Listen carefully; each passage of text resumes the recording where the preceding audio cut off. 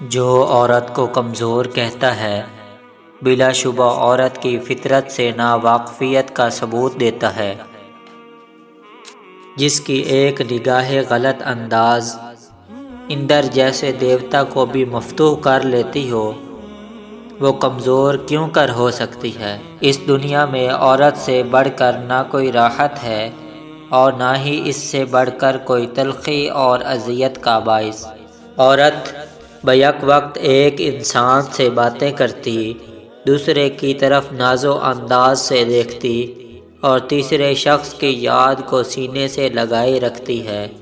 جو انسان ادب اور موسیقی وغیرہ سے محروم ہے وہ فی الحقیقت ایک حیوان ہے۔ کو اس کے سینگ اور دم نہیں اور وہ گھاس کھائے بغیر زندہ رہتا ہے۔ مگرمچھ کے جبڑے سے موتی نکال لینا ممکن ہے، متلاطم سمندر کو عبور کرنا آسان، غضبناک سانپ کو سر پر پھول کی طرح رکھ لینا سہل، مگر یہ ناممکن ہے کہ جاہل کے دل میں جا گزین کسی خیال کو ہٹایا جا سکے۔ مصیبت کا وقت کاٹنے کے لیے دولت جمع کرنی چاہیے، دولت سے عورت کی حفاظت کرنی چاہیے، دولت اور عورت سے اپنی حفاظت ہر وقت لازم ہے۔ مبارک ہیں وہ لوگ جو پہاڑوں کی گچھاؤں میں بیٹھ کر گیان دھیان کرتے ہیں اور ان کے چہرے پر سے ڈھلکتے ہوئے آنسو پرندے پیتے اور بے خوف ہو کر ان کی گود میں جا بیٹھتے ہیں، جن پر حقیقت کا انکشاف ہوا اور جنہوں نے عرفان حاصل کیا۔ ان کے لیے دنیا کوئی کشش نہیں رکھتی۔ ذرا غور تو کرو، سمندر کے پانی میں مچھلی کے چلنے پھرنے سے کوئی لہر پیدا نہیں ہوا کرتی۔ وہ خوشی کے دن کب آئیں گے کہ جب میں کوہ ہمالیہ کی کسی چٹان پر دنیا و مافیا سے بے خبر آنکھیں بند کیے کسی خوبصورت تصور میں محو ہوں گا اور بوڑھے ہرن بے خوف و خطر اپنے کندھوں کو میرے جسم سے مل کر اپنی خارش مٹائیں اور مسرت پائیں گے۔ جن لوگوں نے علم حاصل کیا نہ کوئی خوبی حاصل کی اور نہ روحانی ترقی حاصل کی، وہ صرف نام ہی کے آدمی ہیں، بلکہ دراصل وہ زمین پر بوجھ ہیں۔ کبھی کبھی کمزوری بھی حسن آفریں معلوم ہوتی ہے۔ تراشا ہوا ہیرا، فاتح جنگ، زخموں سے نڈھال بہادر، مستی سے اترا ہوا ہاتھی، موسم خزاں کی خشک ریتلی ندی، دوسری عید کا چاند، محبت اور خدمت سے تھکی ہوئی جوان عورت، زیادہ خیرات سے بے زر راجا، ان سب کی کمزوری ہی ان کا جمال و کمال ہے۔ خاموشی ایک بیش بہا عطیہ ہے جو فیاض قدرت نے انسان کو بخشا ہے۔ یہ جہالت کا غلاف ہے۔ بلا شبہ عالموں کی صحبت میں نادانوں کی خاموشی ایک لاجواب شے ہے۔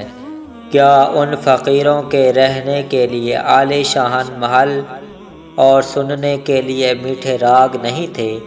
کیا ان کو دلربا دوشیزاؤں کی محبت میسر نہ تھی؟ پھر کیا وجہ تھی کہ انہوں نے جنگلوں کا رخ کیا؟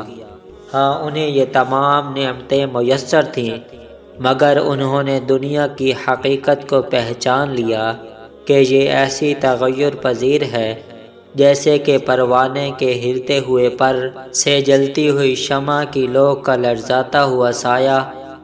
دنیا کی اس بے ثباتی نے ان کو جنگلوں کی راہ دکھا دی۔ فقیر بے نوا فرش خاک پر سو کر اسی خواب شیریں کا مزہ لیتا ہے جو راجاؤں کو نرم و خوشنما سیج پر ملتا ہے۔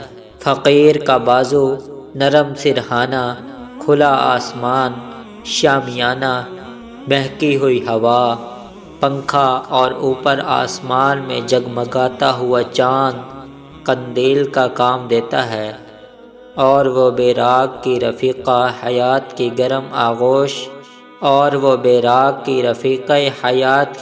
آغوش میں وہی مسرت حاصل کرتا ہے جو شہنشاہ کو اپنی ملکہ کے وصال سے ہوتی ہے۔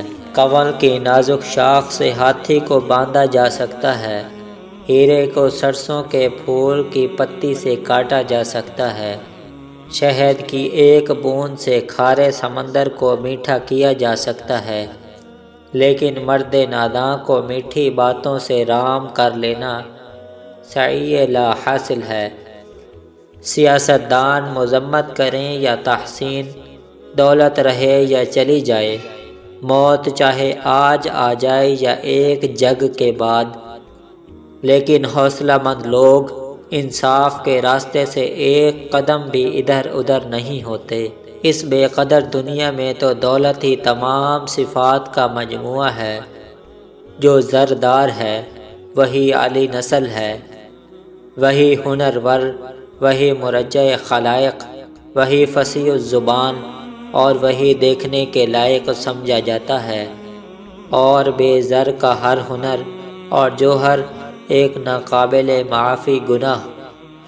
وہی دماغ، وہی نام، وہی معاملہ فہمی، اور وہی طرز گفتگو، لیکن حیرت ہے کہ فقط دولت کے ہاتھ سے چلے جانے کے بعد وہی انسان کچھ سے کچھ بن جاتا ہے۔